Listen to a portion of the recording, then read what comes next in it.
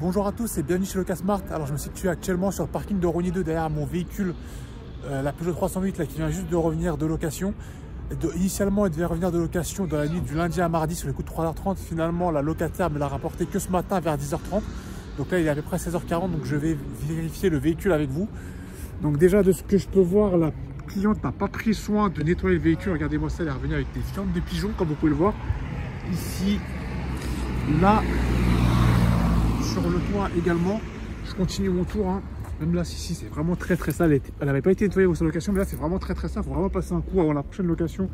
Sinon je risque d'avoir une mauvaise évaluation. Le prochain locataire risque de ne pas être satisfait de sa location s'il récupère un véhicule dans cet état là. Là aussi pareil, encore des traces de fientes de pigeons. Donc j'ai récupéré les clés, pareil.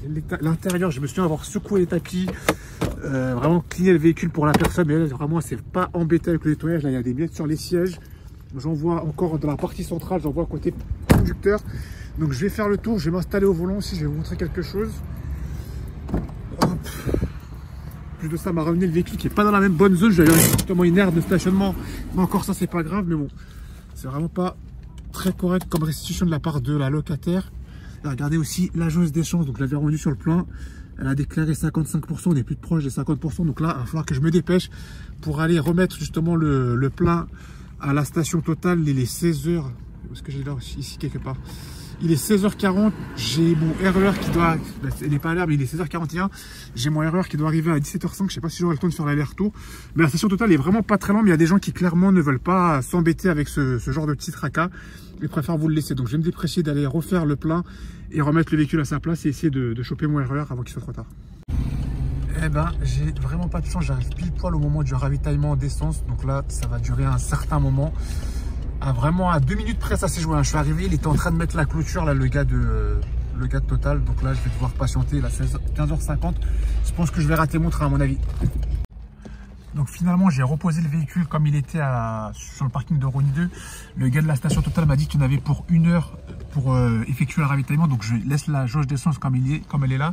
Donc là, il est 15h53, je vais pouvoir rattraper mon RER qui est donc à 17h05 normalement. C'est dommage que pour un si petit effort, bah, ça engrange autant de conséquences. Si la dame justement avait pris la peine de se rendre à la station Total qui est vraiment à 2 pas, bah, j'aurais pas eu tous ces soucis là. Mais bon, les gens ils préfèrent être facturés. Donc là pour ça, je vais lui facturer au moins 50 € d'essence. C'est un demi-plein de gasoil au prix du gasoil actuellement. Je trouve qu'il y en a pour au moins 25 litres. On est à peu près à 2 € le litre, donc il y en aura pour 50 € de gasoil. Donc je vais me dépêcher d'attraper mon RER et puis après je vais aller commencer ma journée de VTC. Relative, donc là il est 17h45. Je me situe actuellement dans mon parking devant mon Dacia Jogger. Donc là je m'apprête à commencer ma journée de VTC. J'ai checké mon véhicule hier soir en le redéposant. Il est parfaitement propre. Donc là il est prêt à repartir comme ça en l'état pour commencer ma journée de VTC. En plus j'ai pas consommé de carburant hier, donc c'est très bien. Donc j'ai le plein. Je vais commencer ma journée de VTC. L'objectif étant toujours comme d'hab de faire 100 € de chiffre d'affaires, mais je fixe aussi un objectif de temps. J'aimerais finir à 22 h maximum parce que j'ai des choses à faire après, donc je vais essayer de faire mes 100 € d'ici 22 h. Si je ne les fais pas, bon tant pis, au moins ça compensera du fait que là, hier j'ai fait 137 €, donc je peux me permettre de faire un petit peu moins. Mais si je peux faire mes 100 € comme ça, ça me permettra de garder mon avance sur le reste de la semaine au cas où si le reste de la semaine est moins bon. Là on est mardi soir, je sais pas comment est l'activité, je vais commencer, je vous dirai ça. Et voilà les bonnes surprises dans Paris. Je sors de mon parking et j'ai un véhicule garé comme ça, warning, qui fait une livraison sur une rue à sens unique. Je peux même pas aller à droite parce que là je me retrouve dans un cul-de-sac en sens interdit. Donc heureusement que j'ai pas accepté de course, sinon j'aurais été bien embêté. Mais bon, je vais devoir attendre qu'il finisse sa livraison pour pouvoir partir. Ah bah le voilà qui arrive. Hop. Donc là ça commence, il est 17h52, je viens de sortir de mon parking. Une première course pour 9 €, donc qui va m'amener dans le 20e arrondissement. Donc je vais regarder par où est-ce que ça me fait passer. Et comme ça, je vais me diriger en direction de mon client. Donc là, il est 18h09. Je suis dans le 20e arrondissement, pardon. Je viens de finir ma première course et donc du coup, je vais me trouver une petite place pour me garer le temps d'attendre ma seconde course. Donc là, je suis retourné dans le 10e arrondissement. C'était un petit peu mort dans le 20e. Donc là, je viens d'accepter une course sur Bolt qui va m'amener donc dans le 3e arrondissement. Donc là, je suis juste à côté du lieu de prise en charge et je vais charger mon client. Donc là, il est 18h50, je viens juste de terminer ma seconde course sur Bolt et je viens de récupérer une autre course sur Uber qui va m'amener donc du 3e arrondissement jusqu'au 20e arrondissement. Ce que je voulais vous dire, c'est que ce soir, c'est plutôt calme en termes de fréquence de course. J'ai toujours laissé les deux applications ouvertes, Bolt ou Uber, peu importe l'application que j'utilise. quand je travaille sur Uber, je laisse Bolt ouvert. Quand je travaille sur Bolt, je laisse Uber ouvert.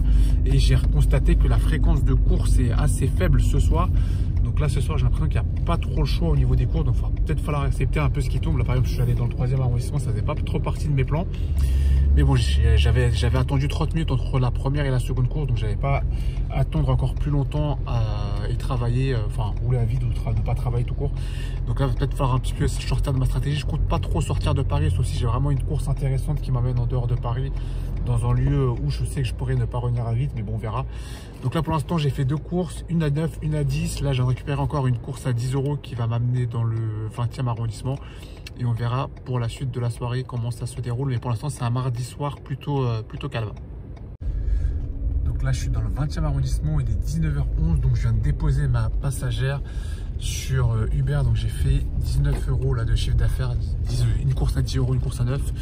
Et pareil sur Bolt, je suis à 10 €. Donc, je suis pour l'instant à 39 €.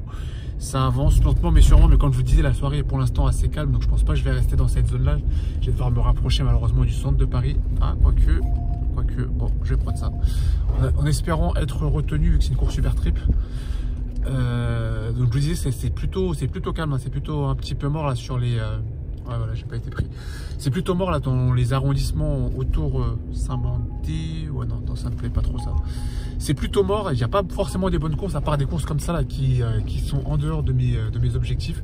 Donc soit faut être patient pour avoir la bonne course et du coup faire un taux horaire pas terrible parce que vous prenez pas beaucoup de courses à l'heure, ou sinon faire des courses pas folles comme celles qu'ils viennent de me proposer et vous éloigner un peu de votre zone cible. Donc c'est à voir. Bon, comme je vous disais, c'est plutôt calme aujourd'hui dans Paris. Donc là, je viens d'accepter une course qui est vraiment pas du tout dans ma stratégie. Donc je vais aller récupérer un client et je vais aller dans le 13e. C'est une course assez longue qui paye 20 €. Mais bon, je préfère ça que de tourner à vide ou de rester garé à rien faire. Donc là, il est 20h11. Je viens de terminer ma course qui m'a amené donc dans le 13e arrondissement. J'espère que la zone est un peu meilleure que l'Est de Paris. J'ai dû changer de zone parce que là, l'Est de Paris, c'était un petit peu mort. Le centre, ça roule pas trop, donc on va voir si dans cette zone, ça sera un petit peu mieux. Je vous tiendrai informé de la suite des événements. Donc là, il est 20h12. Même si c'est pas idéal, je viens d'accepter une course qui va m'amener dans le 10e arrondissement. Donc c'est toujours ça de prix. Donc là, il est 20h43. On est dans le 10e arrondissement, non loin de Gare du Nord. Donc je viens d'effectuer ma 4e course, je crois, aujourd'hui sur Uber. Ouais, c'est ça. 4 courses effectuées sur Uber, plus une effectuée sur Bolt. Donc là, ça fait 51 € sur Uber, plus 10 sur Bolt. Donc on est à 61 €. Je ne sais pas si on va pouvoir faire les 100 €. J'espère que si, il reste quand même 1h15. Donc là, j'attends de voir la prochaine course qui va tomber. Voilà team, donc là il est 21h53, je me retrouve dans le 14e arrondissement.